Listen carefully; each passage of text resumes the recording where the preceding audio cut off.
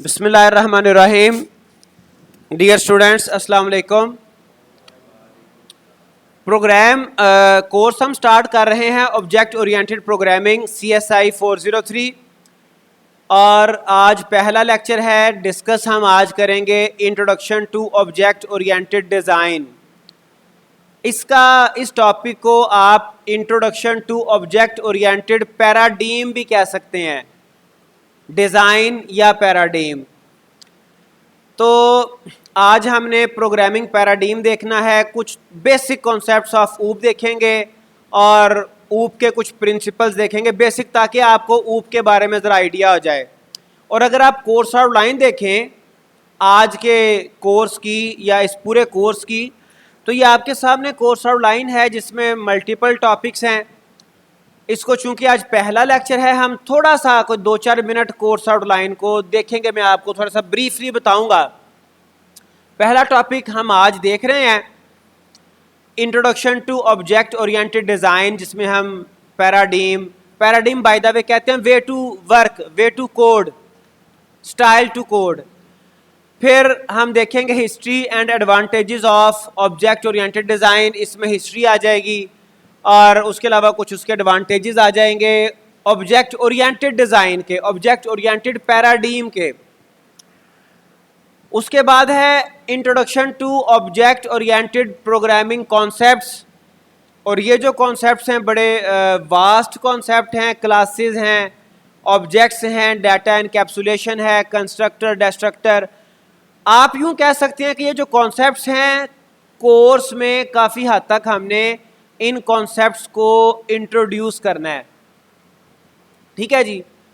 और उनको सिर्फ इंट्रोडक्शन नहीं लेना उनका, बल्कि उनको इम्प्लीमेंट करके देखना है। उनको इम्प्लीमेंट करते हुए प्रोग्रामिंग और डिमॉन्स्ट्रेशन के साथ हमने उसको अंडरस्टैंड करना है।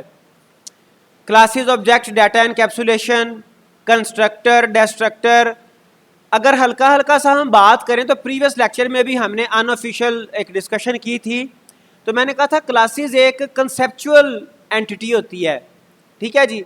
ये कुछ गाइडलाइंस होती हैं कि हमारा जो ऑब्जेक्ट है वो कैसा होगा, और ये कंसेप्ट्स हैं, कंसेप्चुअल थिंग है ये। और जो ऑब्जेक्ट है ये फिजिकल एग्जिस्टेंस है, ठीक है जी। आप एक जैसे घर का एक नक्शा बनाते हैं, किसी भी चीज़ का मॉडल आप बनाते हैं, मॉडल आपका एक कंसेप्ट है, अभी वो एग्जिस्ट नहीं कर रहा, अभी वो रियलिटी नहीं है। जब आप वो उस मॉडल के अकॉर्डिंग कोई भी प्रोडक्ट, कोई भी बिल्डिंग, कोई भी चीज़ आप बना लेते हो, नाउ दैट इज एग्जिस्टिंग, तो वो आपका ऑब्जेक्ट होगा। बात समझ आई? तो ऑब्जेक्ट जो है ये फिजिकल कॉन्सेप्ट है, क्लास आपका लॉजिकल कॉन्सेप्ट है। डाटा एनकैप्सुलेशन है, डाटा की सिक्योरिटी के हवाले से बड़ा इंपॉर्टेंट ये कॉन्सेप्ट है। एनकैप्सुलेट, कैप्सूल आपने वर्ड सुना हुआ है मेडिसिन में, मेडिकेशन में ये बड़ा एक फेमस टर्म है। कैप्सूल, आप जो आपकी कोर मेडिसिन होती है उसको आप एक रैपर में जो है वो छुपा लेते हैं। तो ये डाटा सिक्योरिटी के हवाले से बड़ा ज़बरदस्त कॉन्सेप्ट है। ऊप का एक बेसिक उसका प्रिंसिपल है। कंस्ट्रक्टर हैं, डिस्ट्रक्टर हैं। ऑब्जेक्ट को इनिशियलाइज करने के लिए या ऑब्जेक्ट के डाटा को वैल्यूज़ देने के लिए कंस्ट्रक्टर यूज़ किया जाता है, जैसा कि इसका नाम से जाहिर है, कंस्ट्रक्शन। डिस्ट्रक्टर, जब ऑब्जेक्ट का रोल प्ले हो जाता है, उसका रोल फिनिश हो जाता है, फिर उसको डिस्ट्रॉय किया जाता है, डिस्ट्रक्टर।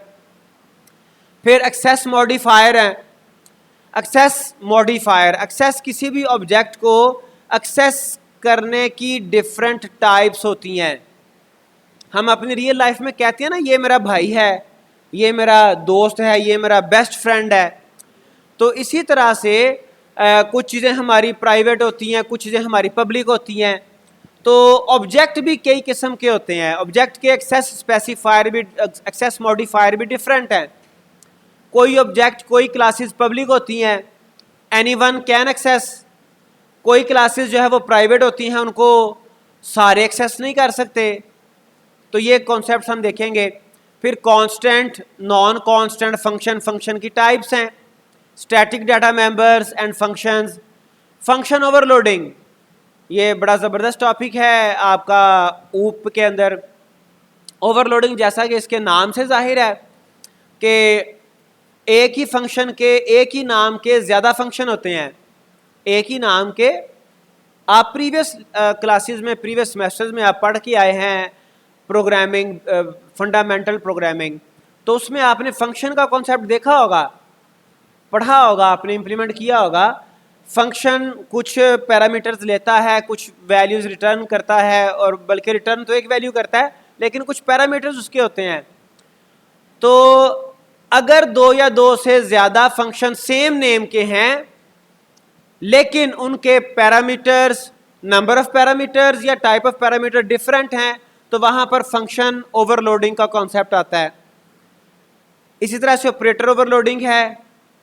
ऑपरेटर की जो नॉर्मल बिहेवियर है, नॉर्मल बिहेवियर जैसे प्लस का काम किया 2 + 3 5 कर देता है, इस नॉर्मल वो नंबर्स को ऐड करता है, नंबर को प्लस करता है। a + b कोई आंसर नहीं आएगा अनटिल अनलेस a और b दोनों आपके वेरिएबल्स हों और उन वेरिएबल्स में कोई कांस्टेंट, कोई न्यूमेरिक वैल्यू सेव हो। तो नॉर्मल बिहेवियर को चेंज करने के लिए ऑपरेटर ओवरलोडिंग। उसके बाद है identification of classes and there relationships. अब ये एक जो ना आपका किसी भी प्रॉब्लम को, चूंकि हम जब भी प्रोग्रामिंग करते हैं ना, हमारा ये कोर्स है ऑब्जेक्ट ओरिएंटेड प्रोग्रामिंग, हम प्रोग्रामिंग करते हैं, सीखते हैं, कंप्यूटर्स हम यूज़ करते हैं। अगर प्रोग्रामिंग का या कंप्यूटर्स के यूज़ करने का आप एक प्राइमरी पर्पस बताएं ना, या आपको एक प्राइमरी पर्पस बताया जाए, तो वो प्राइमरी पर्पस है टू सॉल्व द प्रॉब्लम्स। ठीक है जी, प्रॉब्लम्स को सॉल्व करना। तो identification of classes and there relationships, जब आपके पास कोई प्रॉब्लम स्टेटमेंट आती है, उस प्रॉब्लम को आपने सॉल्व करना है बाय प्रोग्रामिंग, आपने कोई सॉफ्टवेयर बनाना है, आपने कोई सोल्यूशन देना है, तो आपको उस प्रॉब्लम स्टेटमेंट को अंडरस्टैंड करना पड़ेगा, उसको आपको एनालाइज करना पड़ेगा। आपको देखना पड़ेगा कि इस सारे पैराग्राफ में, प्रॉब्लम स्टेटमेंट में क्लासेस कौन कौन सी हैं और उन क्लासेस का आपस का रिलेशनशिप क्या है। क्योंकि हमारी ये जो पैराडीम है, ऊप पैराडीम, ऑब्जेक्ट ओरिएंटेड प्रोग्रामिंग जो है, इसमें प्रॉब्लम को सॉल्व करने के लिए हम जो मेन हमारी जो एंटिटी है, जो मेन कॉन्सेप्ट है, वो ऑब्जेक्ट है। और ऑब्जेक्ट आपको बताया फिजिकल कॉन्सेप्ट है, और ऑब्जेक्ट का जो लॉजिकल है वो है क्लासेस।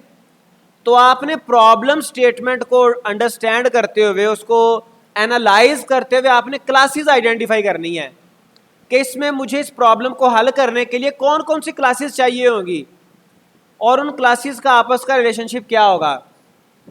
अगर मैं आपको इसको एक रिलेट करूं, एक एग्जांपल दूं, जैसे फ़र्ज़ करें कोई प्रोड्यूसर है, कोई ड्रामा इंडस्ट्री की अगर हम एग्जांपल लें, कोई प्रोड्यूसर है, वो किसी ख़ास टॉपिक पे कोई ड्रामा लिखना चाह रहा है, कोई ड्रामा बनाना चाह रहा है, प्रोड्यूस करना चाह रहा है, तो वो देखेगा कि मेरा टॉपिक क्या है और उस टॉपिक के मैं मैसेज क्या देना चाह रहा हूँ, मैं पब्लिक को अवेयरनेस क्या देना चाह रहा हूँ। उसके अकॉर्डिंग वो डिफरेंट रोल्स आइडेंटिफाई करेगा।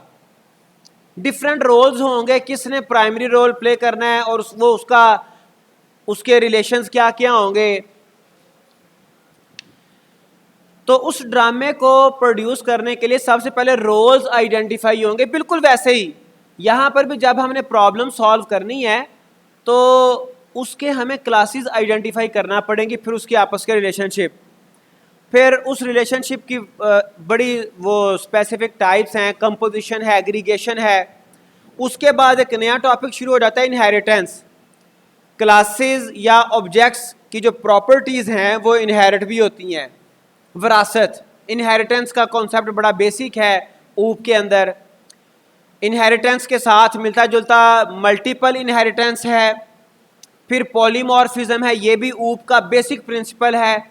पॉलीमॉर्फिज्म जैसे हमने पहले देखा था, फंक्शन ओवरलोडिंग और पॉलीमॉर्फिज्म आपस में मिलते जुलते हैं। पॉलीमॉर्फिज्म का मीनिंग ये है बहुत सारी किस्में, एक ही फंक्शन के जब कई एक ही फंक्शन एक ही नाम से होगा और उसकी फंक्शनैलिटी डिफरेंट होगी तो उसको पॉलीमॉर्फिज्म कहेंगे। डिटेल में हम देखेंगे फिर। एब्स्ट्रैक्ट क्लासेस एंड इंटरफेसेस, ये भी एक आपका मेजर टॉपिक है जेनेरिक प्रोग्रामिंग कॉन्सेप्ट, ये जनरल एक आपका टॉपिक है। फंक्शन एंड क्लास टेम्पलेट्स, फिर आगे स्टैंडर्ड टेम्पलेट लाइब्रेरी। तो यहाँ पर आपके बड़ा यू कैन से कि थोड़ा सा आप इन चीज़ों को मैनेज करना शुरू कर देते हैं, तो जो आपके कोर टॉपिक्स थे वो इससे पीछे पीछे यहाँ तक मुकम्मल हो जाते हैं, आगे कुछ स्पेशलाइज्ड चीज़ें आ जाती हैं। तो जो आज का हमारा टॉपिक है, जो आज हमने देखना है, वो टॉपिक है introduction to object oriented design. और ये चीज़ समझ लें कि इस कोर्स में अगर आप ऑब्जेक्ट को, क्लास को और इस डिज़ाइन प्रिंसिपल्स को समझ गए तो आपके लिए प्रोग्रामिंग करना आसान होगा। और इस कोर्स आउटलाइन को मुकम्मल करने के लिए जो सुजेस्टेड जो रेफरेंस मटेरियल है, जो हमारी यूनिवर्सिटी ने हमें सुजेस्ट किया है, उसमें ये 5-6 बुक्स हैं। Starting out with C plus plus how to program, object oriented programming. फिर जावा से रिलेटेड 2 बुक्स हैं, how to program Java, beginning Java 2, ठीक है जी।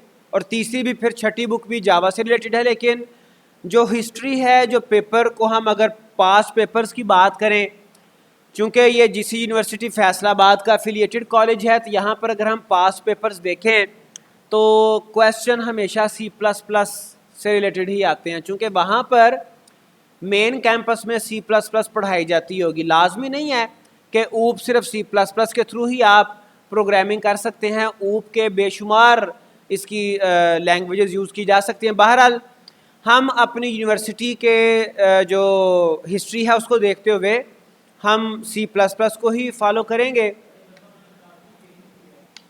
तो हम जिस यूनिवर्सिटी फैसलाबाद का जो पास्ट हिस्ट्री है उसके अकॉर्डिंग हम सी प्लस प्लस को लेके चलेंगे। तो उसमें जो हम बुक्स यहाँ पे फॉलो करेंगे, सी प्लस प्लस ये है how to program, Deitel and Deitel की, पॉल डिटेल और हार्वे डिटेल, और ये 7th एडिशन मेरे पास मौजूद है, सॉफ्ट फॉर्म में आपको मिल भी जाएगी। फिर रॉबर्ट लेफोर की बुक है object oriented programming in C plus plus, और ये 4th एडिशन है। तो ये बुक्स हम फॉलो करेंगे। ओके, अब हम देखते हैं प्रोग्रामिंग पैराडिम, इसको हम अंडरस्टैंड करते हैं, चूँकि आज का हमारा टॉपिक है introduction to object oriented design. और जो डिज़ाइन है, पैराडिम है, ये दोनों इस कॉन्टेक्स्ट में सेम वर्ड्स हैं, ठीक है। तो प्रोग्रामिंग पैराडिम या प्रोग्रामिंग डिज़ाइन क्या होता है? Programming paradigms are a way to classify programming languages based on their features, यानी कि खसूसियात की बुनियाद पर लैंग्वेजेस को डिफरेंट कैटेगरीज में डिवाइड करना, ठीक है। फीचर्स के हिसाब से प्रोग्रामिंग लैंग्वेजेस की डिफरेंट कैटेगरीज हैं, और उन डिफरेंट कैटेगरीज में हमने इस कोर्स में जिस कैटेगरी को अंडरस्टैंड करना है वो है ऑब्जेक्ट ओरिएंटेड डिज़ाइन, वो है object oriented paradigm. The programming paradigms are categorized in multiple categories, yet most significant are only 2। बेशुमार कैटेगरीज हैं, कुछ स्मॉलर टाइप्स हैं, लेकिन उनकी 2 मेजर कैटेगरीज हैं टॉप। एक है इम्पेरेटिव प्रोग्रामिंग पैराडिम और एक है डेक्लेरेटिव प्रोग्रामिंग पैराडिम। इम्पेरेटिव कहते हैं अथॉरिटी को, अथॉरिटी जो जिसमें एक चीज़ बड़ी अथोराइज्ड होती है, ठीक है जी। और हमारी जो ऑब्जेक्ट ओरिएंटेड प्रोग्रामिंग है वो इम्पेरेटिव प्रोग्रामिंग पैराडिम में आती है। जैसे कि देखें टॉप डाउन, अगर आप इसको देखें तो प्रोग्रामिंग पैराडिम्स हैं, एक है इम्पेरेटिव, और इम्पेरेटिव में ये है आपका सेंटर में ऑब्जेक्ट ओरिएंटेड प्रोग्रामिंग डिज़ाइन या ऑब्जेक्ट ओरिएंटेड प्रोग्रामिंग पैराडिम, ठीक है जी। फिर इम्पेरेटिव में और 2 कौन से मेजर आपके पैराडिम आ जाते हैं, मेजर डिज़ाइन आ जाते हैं। एक है प्रोसीजरल प्रोग्रामिंग पैराडिम और एक है पैरेलल प्रोसेसिंग अप्रोच। और फिर उसके अलावा आ जाते हैं डेक्लेरेटिव प्रोग्रामिंग पैराडिम, इसमें आ जाता है logic programming paradigm, functional programming और डेटाबेस प्रोसेसिंग अप्रोच। हमारा जो कंसर्न है वो इम्पेरेटिव के साथ है, और उस इम्पेरेटिव में भी ऑब्जेक्ट ओरिएंटेड प्रोग्रामिंग के साथ। ठीक है जी। The imperative programming paradigm is the oldest paradigm and follows the most basic idea of programming. The program in these paradigms are executed step by step. एक इनका एक सीक्वेंस होता है, ठीक है जी, स्टेप बाय स्टेप ये एग्जीक्यूट करते हैं by changing the current state of the program. Program step by step उसकी जो स्टेट वो चेंज होती चली जाती है, स्टेप बाय स्टेप वो अपने रिजल्ट्स की तरफ जा रहा होता है, वो स्टेप बाय स्टेप ग्रो कर रहा होता है। An imperative program consist of some commands. कुछ इसमें इंस्ट्रक्शंस होती हैं, कुछ कमांड्स होती हैं।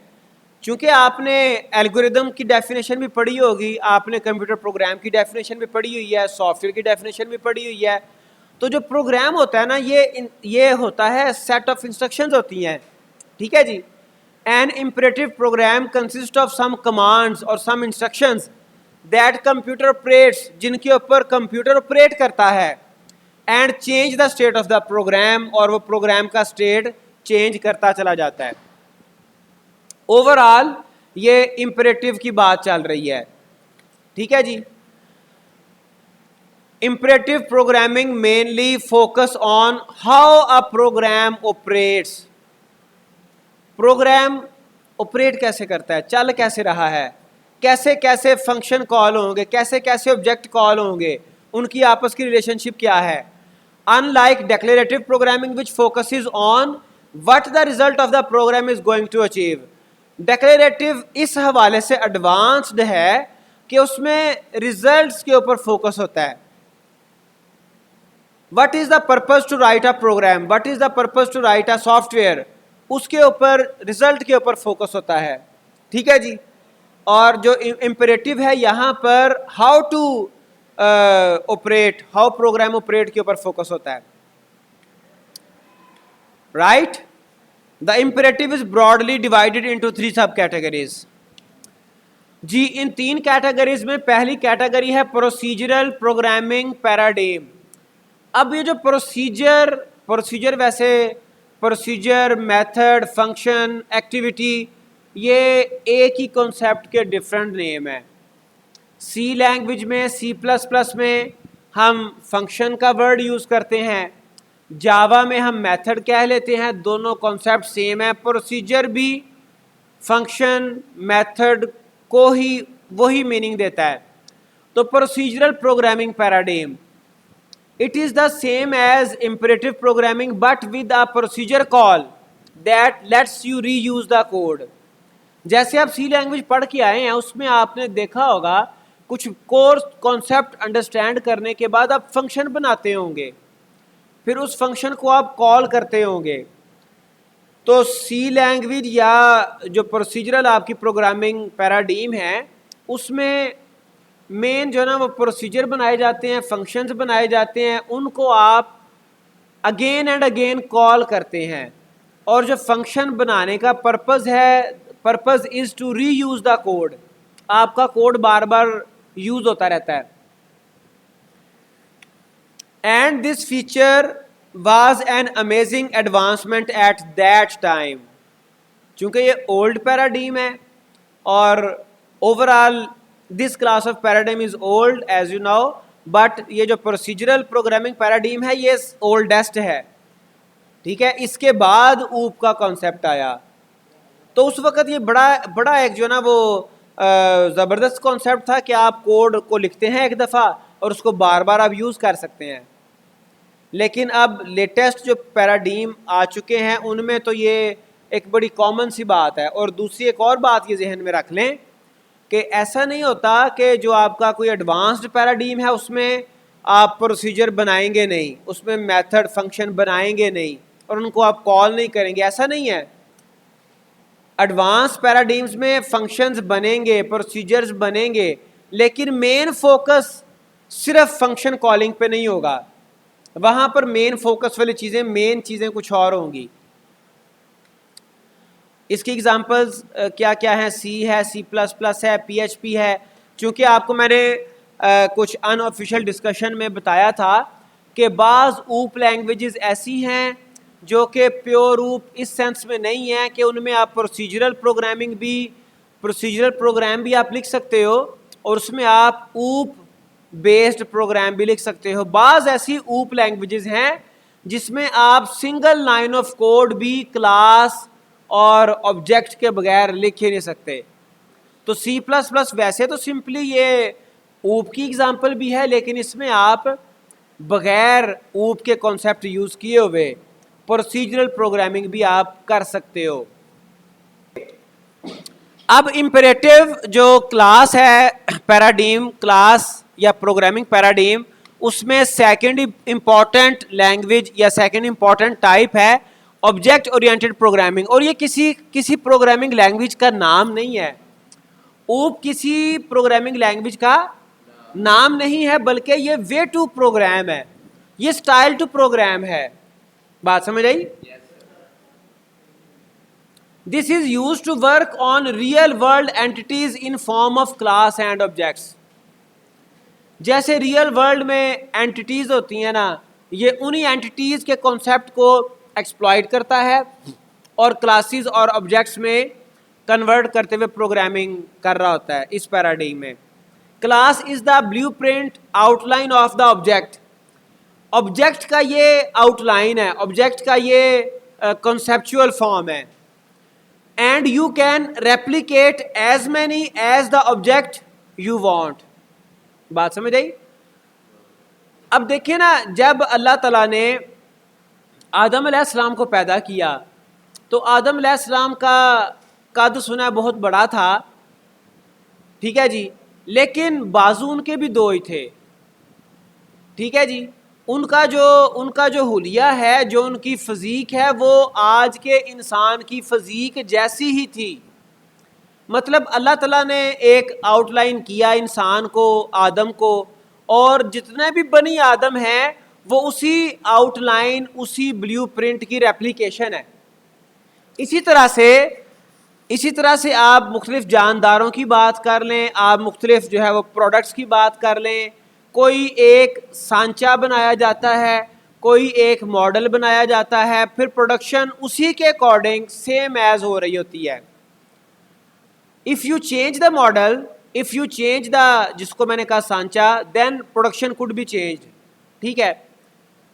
आपके एनिमल्स हैं, आपके ह्यूमंस हैं, ये डिफरेंट क्लासेस हैं और हर क्लास के ऑब्जेक्ट फिर सारे ही सेम होते हैं।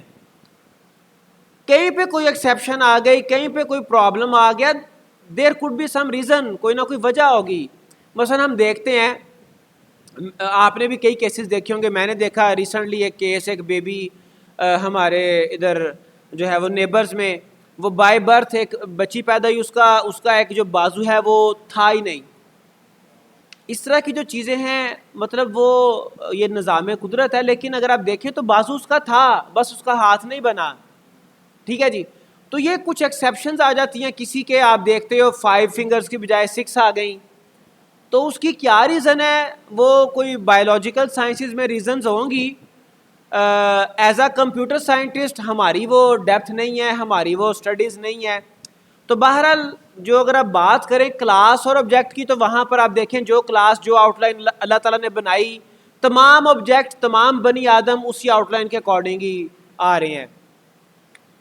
These classes contain some properties and methods. अब क्लास में जो बेसिक इसके बिल्डिंग ब्लॉक होते हैं, क्लास के जो बेसिक कंपोनेंट्स होते हैं, वो उसकी कुछ प्रॉपर्टीज़ हैं।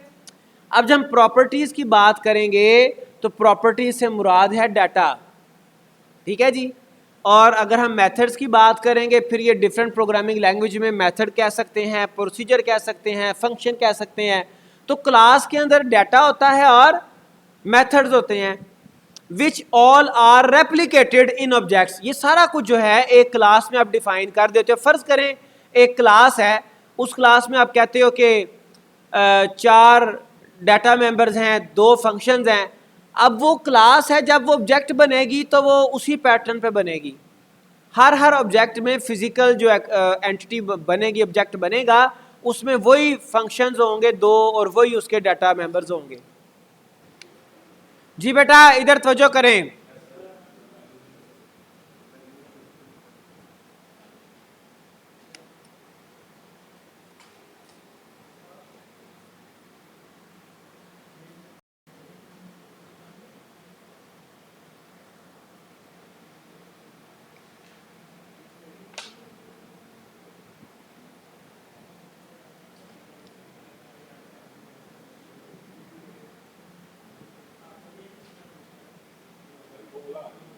मेरी तो नहीं आ रही ना।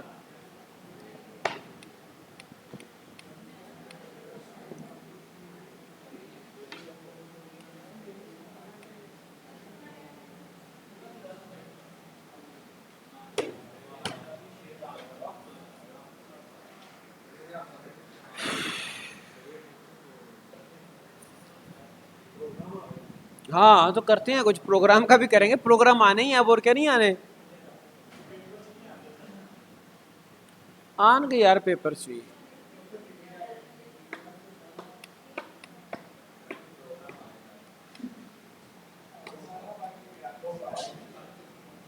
जी बस भाई,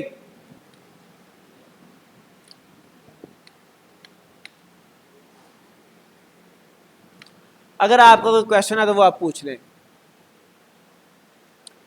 मैं रिपीट आपको कर देता हूं। पैराडिम हमने कहा कि paradigm is a way to program. ये हमें एक स्टाइल बताता है कि हमने अपने प्रॉब्लम को किस स्टाइल को यूज करते हुए सॉल्व करना है। ठीक है, मैं आपको सिंपल सी मिसालें देता हूं। आपने अपने घरों में, फैमिली में देखा होगा, आपके मतलब पेरेंट्स हैं, रिलेटिव्स हैं, कुछ आपके रिलेटिव्स में से पेरेंट्स हैं, वो अपने बच्चों को बड़े प्यार से डील करते हैं, वो उनका डीलिंग स्टाइल है। कुछ वो थोड़ा सा बड़ा अथॉरिटेटिव अंदाज में, इम्पेरेटिव अंदाज में वो ऑर्डर देते हैं और बस उसके बाद डंडा होता है और उसके बाद फिर खैर कोई नहीं। फिर कईयों का कोई और डिप्लोमेटिक सा स्टाइल भी होता है। ठीक है, तो बच्चों को टैकल करने के डिफरेंट स्टाइल है ना, ऐसे ही प्रोग्राम बनाने के भी डिफरेंट स्टाइल हैं। मेन कैटेगरीज दो हैं, इंपेरेटिव, डिक्लेरेटिव, और इंपेरेटिव में फर्दर 3 कैटेगरीज आ जाती हैं, प्रोसीजरल, ऑब्जेक्ट ओरिएंटेड और पैरेलल प्रोसेसिंग, और हमने डिस्कस करना है ऑब्जेक्ट ओरिएंटेड को। Now if you have any question so you can ask, otherwise we will continue our lecture। नाल नाल दसी जाओ, पूछी जाओ तो मैं तुहानू जवाब दे जावांगा। फिर मैनू नहीं कहना 1.5 महीने बाद के सर जी सानू तो समझ ही नहीं सी आई। ठीक है, मैं चूंकि आज पहला दिन है तो अभी इससे पहले क्या पीडीएफ भेजनी थी? नहीं, वो तो डिस्कशन थी सिंपल। वो तो बेटा मैंने आपको ऐसे ही एक हल्की फुल्की डिस्कशन की थी, कुछ बातें डिस्कस की थी, कुछ आपको मैंने प्रोग्राम यहाँ पे प्रैक्टिस कुछ करके प्रोग्राम करके दिखाए थे। उसमें तो हमने कोई कंक्रीट टॉपिक तो डिस्कस नहीं किया था। ठीक है जी, उस्ताद जी ताड़ा की मसला है? ए तेनू बुला रहा है, तुम दरम्यान में मैसेंजर हो, तुम आगे मैसेज उसको दे रहे हो। अच्छा, मेरा पुत्र है जरा ना अपना टेक्नोलॉजी ये ने बड़े बेनिफिट्स ने। तुसी क्लास तो चले जाओ, जाके व्हाट्सएप ग्रुप च मैसेज करो, सारी डिस्कशन उत्थे हो जाएगी। हुण ते मसला ही कोई नहीं है। की करना होंदा है, आपने क्लास का टाइम डिसाइड करना है। आप चले गए हैं, आप घर जाके अपने ग्रुप में डिस्कशन करें, जो मर्जी आप डिस्कशन कर सकते हैं। हैं जी, ओए पुत्र यह काम ना बीबियां दे होंदे ने, वो वेला चुप करके बैठी हैं सारियां। ठीक है सर, ठीक हो गया।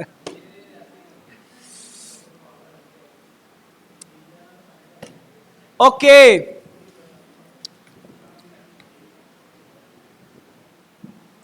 अच्छा बेटा बात ये है, मैंने आपको जो 2-3 बातें शुरू से बताई थी, पिछली दफ़ा भी इस दफ़ा भी बताई हैं, उन 2-3 बातों में ना कुछ मेरे लिए भी है। अगर मैं आपको ये अलाउ करता हूँ कि जी आपने कंसंट्रेशन से पढ़ना है और क्वेश्चन करने हैं, तो मुझे भी आपकी जो ना वो टेंशन चाहिए। अगर तुसी सजे खबे होवोगे तो मैं नहीं पढ़ा सकांगा, फिर मैं फिर आपको फ्री भी नहीं करूँगा। मेरे पास फिर उसका आसान सा हल ये होगा कि मैं आपको या तो खड़ा कर दूंगा या फिर मैं बाहर निकाल दूंगा। बात समझ आई है? और ये कोई ऐसी गैर जमहूरी बात नहीं है। जब आप ओवरऑल क्लास में डिस्टर्बेंस क्रिएट करेंगे तो फिर मैं नहीं चल सकता, मैं फिर नहीं पढ़ा सकता आपको। क्या ख्याल है? ओके,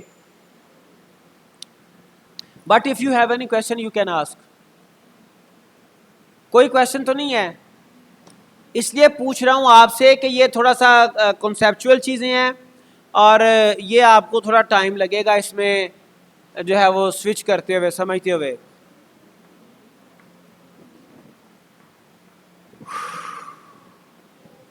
बेटा क्वेश्चन आपको करने की परमिशन दी है, लेकिन क्वेश्चन मुझसे करना है, आपस में नहीं करना।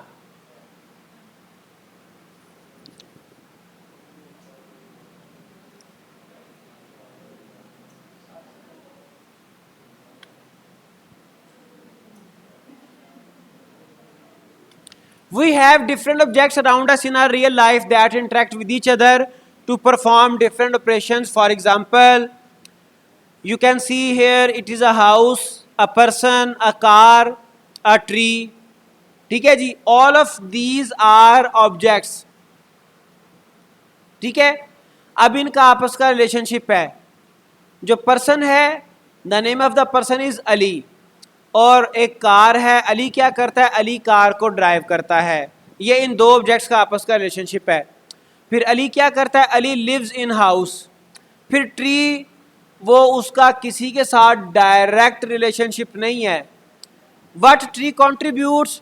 ट्री पूरे एनवायरनमेंट में उस एनवायरनमेंट को, एटमॉस्फेयर को बेटर बनाने के लिए, एयर को बेटर बनाने के लिए अपना रोल प्ले करता है। फिर ये सिर्फ इनिशियल अंडरस्टैंडिंग है, हम इस अंडरस्टैंडिंग को मज़ीद डिवेलप कर सकते हैं। इस अंडरस्टैंडिंग को हम मज़ीद जो है वो इसके डेप्थ में जा सकते हैं। अली एक ऑब्जेक्ट है, अली की कुछ और प्रॉपर्टीज़ भी होंगी। अब ये मैं इस वक्त यहाँ पे ऑब्जेक्ट का वर्ड यूज़ कर रहा हूँ। यहाँ पर प्रीवियस स्लाइड में आपको क्लासेस का कॉन्सेप्ट दिया गया है। House is a class, it is not an object. Person is a class, और इस डायग्राम में पर्सन का एक ऑब्जेक्ट शो किया गया विच इज अली।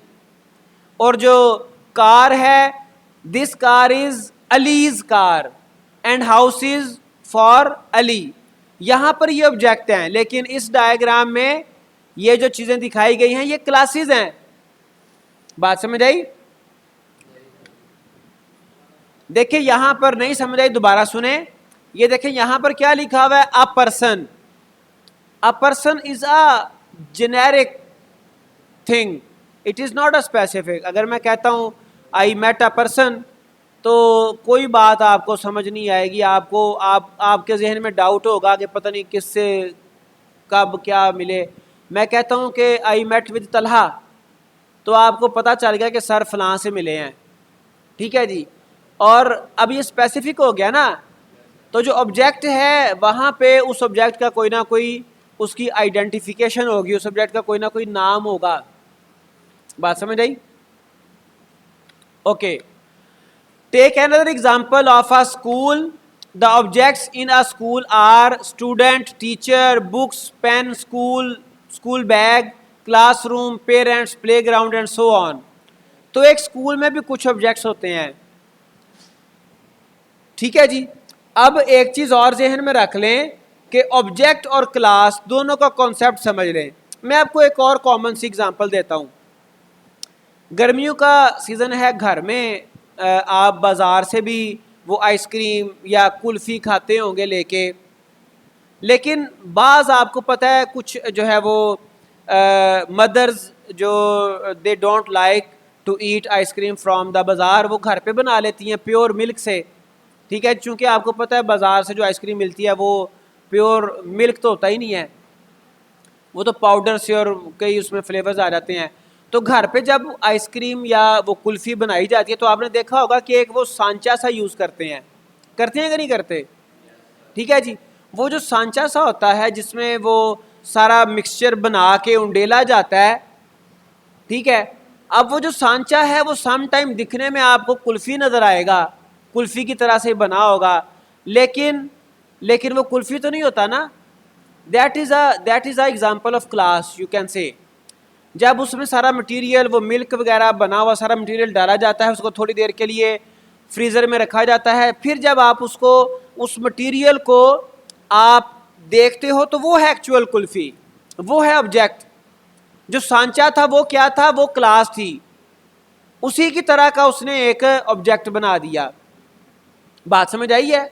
तो ऐसे ही क्लास एक कॉन्सेप्चुअल चीज है, क्लास एक कॉन्सेप्ट्स हैं, ये एक ब्लूप्रिंट है, ये एक आउटलाइन है, और जो ऑब्जेक्ट है वो एक्चुअल एग्जिस्टेंस है उसकी।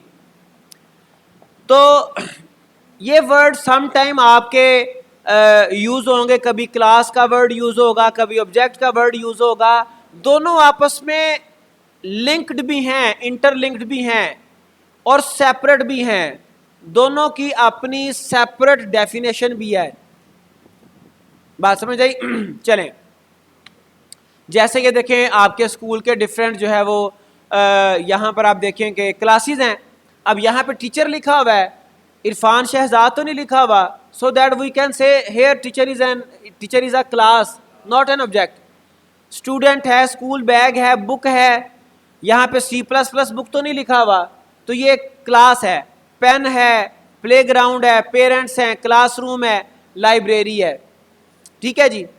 तो ये हर एक कॉन्टेक्स्ट में रियल लाइफ में कुछ क्लासेस, कुछ ऑब्जेक्ट्स होते हैं। वैसे रियल लाइफ में हम क्लास का कॉन्सेप्ट यूज नहीं करते, रियल लाइफ में हम ऑब्जेक्ट ही कहते होते हैं। Okay, suppose we want to develop a fee collection system, we want to develop a fee collection system for a school. For this we will need to find out related objects and their interactions as happens in real life. अगर हम यहाँ पर ही अपने lecture को pause करें और फी collection system को हम अपने तौर पर अंडरस्टैंड करना चाहें, तो बताएं यहाँ पे कौन कौन से ऑब्जेक्ट आ सकते हैं, यहाँ पर ऑब्जेक्ट कौन कौन से होंगे और उनकी रिलेशनशिप क्या होगी। जरा इसके ऊपर थोड़ा सा टाइम लगाएं। Okay, in this way we can say that object orientation makes it easier for us to solve our real world problems by thinking solution. ठीक है जी। तो हम कुछ ऑब्जेक्ट्स को देखते हैं, हम उनके रिलेशनशिप को आइडेंटिफाई करने की कोशिश करते हैं और इसी तरीके से हम अपने प्रॉब्लम को सॉल्व करते हैं। So we can say that in our daily life everything can be taken as an object that behaves in a certain way and has certain attributes. अगर आप बात करें ऑब्जेक्ट्स की, पर्सन्स की बात करें, person is also an object, तो persons भी बिहेव करते हैं कि नहीं करते? हर पर्सन की कुछ प्रॉपर्टीज होती हैं कि नहीं होती? कुछ पर्सन्स हैं वो बड़े पोलाइट होते हैं, कुछ पर्सन्स हैं उनकी प्रॉपर्टी है, एट्रीब्यूट है कि वो बड़े जल्दी हाइपर हो जाते हैं। ठीक है जी। कुछ कोऑपरेटिव होते हैं, कुछ जो है वो बड़े सेल्फिश टाइप के होते हैं। तो कुछ उनकी प्रॉपर्टीज हैं, एट्रीब्यूट्स हैं, और फिर कुछ उनके बिहेवियर्स भी हैं। In object orientation we move our concentration to objects in contrast to procedural paradigm in which we simply write our code in function and call them in our main program. तो हम एक function लिखते हैं, उसको main function में call करते रहते हैं। ये प्रोसीजरल लैंग्वेज में काम करने का तरीकाकार था। ऑब्जेक्ट ओरिएंटेड में हम फंक्शंस नहीं देखते, हम फंक्शंस नहीं सोचते कि कौन कौन से फंक्शन लिखने हैं, बल्कि हम क्या करते हैं, हम ऑब्जेक्ट सोचते हैं, हम ऑब्जेक्ट की प्रॉपर्टीज के बारे में सोचते हैं, फिर उस ऑब्जेक्ट के प्रोसीजर, फंक्शन के बारे में सोचते हैं। तो हमारा जो कंसंट्रेशन थी वो सिर्फ प्रोसीजर, सिर्फ फंक्शन, सिर्फ मेथड की बजाय अब वो ऑब्जेक्ट पे स्विच हो गई। Now what is an object? आगे, an object is something tangible. ठीक है जी। टेंजिबल जो नजर आता है, जिसको आप टच कर सकते हो, अली, स्कूल, हाउस, कार, जो फिजिकल एग्जिस्टेंस जिसकी होती है। ठीक है जी। समथिंग कंसेप्चुअल और intangible that can be apprehended intellectually, for example time, date and so on, idea. ठीक है जी। ऑब्जेक्ट के बारे में मजीद, an object has a state, object is well defined, has well defined behaviour. ठीक है जी। Object has uniqueness, unique identity. अब देखें, कि अगर आप किसी कैंपस में जाएं, किसी स्कूल में, कॉलेज में, किसी यूनिवर्सिटी में जाएं, वहां पे आपको कई पर्सन्स नजर आएंगे, ठीक है जी। कैसे आप आइडेंटिफाई करोगे कि इनमें से कौन सा पर्सन स्टूडेंट है, कौन सा पर्सन टीचर है? बड़ा मुश्किल है, बड़ा मुश्किल है, ठीक है। तो अगर आप एक कंप्यूटराइज्ड सिस्टम की बात करो, अगर आप ऑब्जेक्ट ओरिएंटेड सिस्टम की बात करो, तो वहां पर डिफरेंट ऑब्जेक्ट्स अपनी प्रॉपर्टीज से डिस्टिंग्विश होते हैं। क्या मतलब? जो आपका स्टूडेंट है सिस्टम में, उसका रोल नंबर होगा। स्टूडेंट का रोल नंबर होगा कि नहीं होगा? कोई स्टूडेंट रोल नंबर के बगैर एग्जिस्ट कर सकता नहीं। Whereas teacher has no roll number. Teacher का क्या होगा? टीचर का एम्प्लॉय आईडी होगा या फैकल्टी आईडी होगा, ठीक है जी। तो बाकी के ये एट्रीब्यूट्स तो सेम होंगे। स्टूडेंट का भी नेम है, टीचर का भी नेम है। स्टूडेंट का फादर नेम, टीचर का भी फादर नेम। स्टूडेंट का CNIC, टीचर का भी CNIC। डिफरेंस कहां पे आना है? डिफरेंस आना है रोल नंबर से और फैकल्टी नंबर से या फैकल्टी आईडी से। अब हम ऑब्जेक्ट के कुछ एग्जांपल्स देखते हैं। Ali is a tangible object having some characteristics, attributes and behaviour. देखें, अली है, कैरेक्टरिस्टिक्स क्या है? इसका नेम है, इसकी एज है, इसकी हाइट भी होगी, इसका कोई वेट भी होगा, इसका कोई रेजिडेंशियल एड्रेस होगा, इसका CNIC होगा। ये सारे इसके एट्रीब्यूट्स हैं। यहां पे गो के सिर्फ 2 लिखे हुए हैं, ठीक है जी। फिर इसका बिहेवियर है, इसके ऑपरेशंस, इसके actions, walking, eating, sleeping and so on. इस तरह से जब हम ऑब्जेक्ट ओरिएंटेड प्रोग्रामिंग पैराडाइम की बात करेंगे तो हमने हर ऑब्जेक्ट की 2 चीजें बतानी होती हैं, एक उसके कैरेक्टरिस्टिक्स और एक उसके behaviour, operations. We will identify Ali using his name. तो इस कॉन्टेक्स्ट में जो ये यहां पर कैरेक्टरिस्टिक्स बताए गए हैं, तो हम अली या ऑब्जेक्ट को उसके नाम से नाम से हम आइडेंटिफाई करेंगे। अगर इससे अच्छा कोई हमारे पास आइडेंटिफायर हमें मिल जाता, कोई रोल नंबर होता, कोई CNIC होता, तो हम उसको यूज कर लेते। बिकॉज यू नो किसी भी कॉन्टेक्स्ट में माइट भी पॉसिबल के 2 या 2 से ज्यादा अली आ जाएं, ठीक है जी। So there will be some problem. Car is also a tangible object having some characteristics. कैसे? देखें, कार का कलर है, मॉडल है, ठीक है जी। कार का भी कोई वेट होगा, कार का कोई उसका कोई जो है वो प्रोड्यूसर होगा, उसकी और कई चीजें होंगी।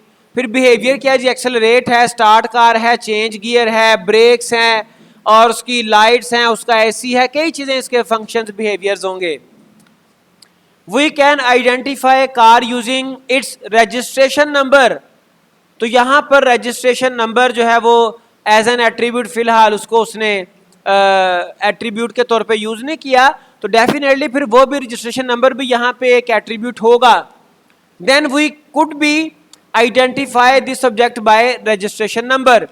Okay, time is an intangible, it is not a physical object. ये फिजिकल कॉन्सेप्ट नहीं है, ये फिजिकल कोई थिंग नहीं है, ये कॉन्सेप्चुअल थिंग है। लेकिन ये भी ऑब्जेक्ट हो सकता है। कैसे? इसके देखें, स्टेट देखें, इसकी कैरेक्टरिस्टिक्स देखें। Hours, seconds, minutes, behaviour, set get hour, set get second, set get minutes. तो आप किसी भी टाइम, कहीं पे भी टाइम की बात कर लें, किसी वॉच पे, किसी जो है वो क्लॉक पे, तो वहां पे आप ये सारी चीजें देखोगे। We will assign our own generated unique ID in the model for time object. तो हम कोई और एक इसका यूनिक आईडी। अब आ गई बात मॉडल की। जब हम ऑब्जेक्ट ओरिएंटेड पैराडाइम की बात करते हैं तो शुरू से हम 1-2 चीजें डिस्कस करते आ रहे हैं। देखें, जब हमने कोर्स आउटलाइन देखी उसमें भी हमने क्या कहा था? कोर्स आउटलाइन में हमने कहा ये टॉपिक एक आया, identification of classes and there relationships. तो किसी प्रॉब्लम को सॉल्व करने के लिए हमें क्लासेस आइडेंटिफाई करनी है और उनकी रिलेशनशिप बतानी है। तो क्लासेस और क्लासेस की जो रिलेशनशिप है वो हम मॉडल के जरिए से बताएंगे। किसके जरिए से? मॉडल के जरिए से। मॉडल में ये पता चलेगा कि ये क्लास है, ये किस दूसरी क्लास के साथ इंटरेक्ट कर सकती है।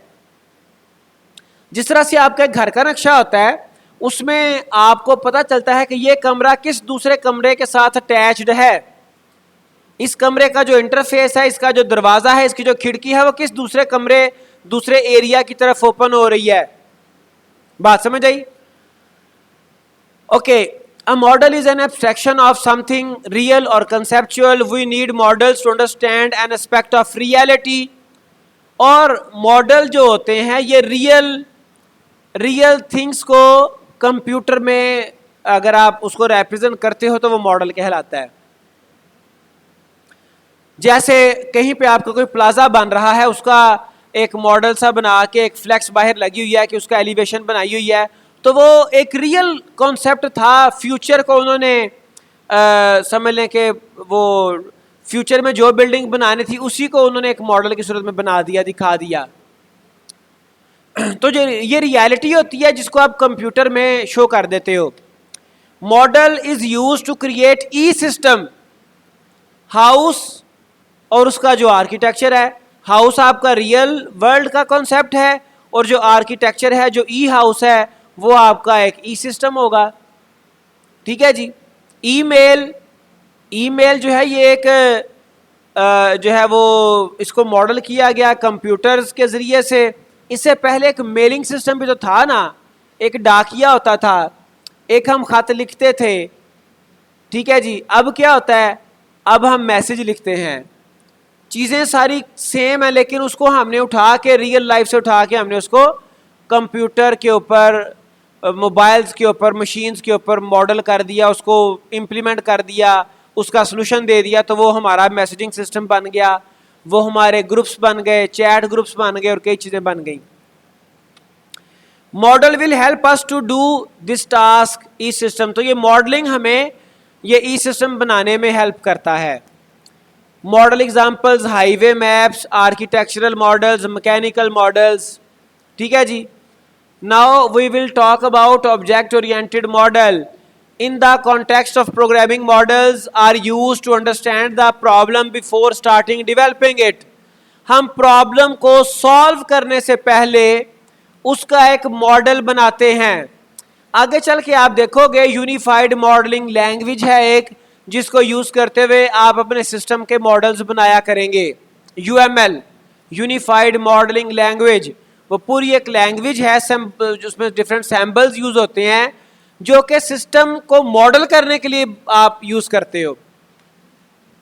We make object oriented models showing several interacting objects to understand a system given to us for implementation. ठीक है। जैसे ये देखें, ऑब्जेक्ट्स हैं अली, कार, हाउस, ट्री, और ये उसका एक सिंपल सा मॉडल आ गया। ठीक है जी। Ali lives in the house, Ali drives the car. फिर ये एक और स्कूल का जो है वो ऑब्जेक्ट्स हैं, क्लासेस हैं, ये इसका एक मॉडल आ गया। Teacher teach student, student plays in ground, student has book, pen, school bag. ठीक है जी। तो ये सारा कुछ बेसिक चीज़ें थी। गो के अभी अगले लेक्चर्स में जाके हमने क्लासेस को, ऑब्जेक्ट्स को, मॉडल्स को हमने डिटेल से देखना है। लेकिन आज चूँकि हम डिस्कस कर रहे थे ऑब्जेक्ट ओरिएंटेड प्रोग्रामिंग डिज़ाइन या ऑब्जेक्ट ओरिएंटेड प्रोग्रामिंग पैराडीम, तो उसमें हमने पैराडीम को देखा, ऊप पैराडीम को देखा, क्लासेस को, ऑब्जेक्ट्स को देखा। So that it is all about today's topic. बाकी इंशाल्लाह नेक्स्ट टाइम। Take care.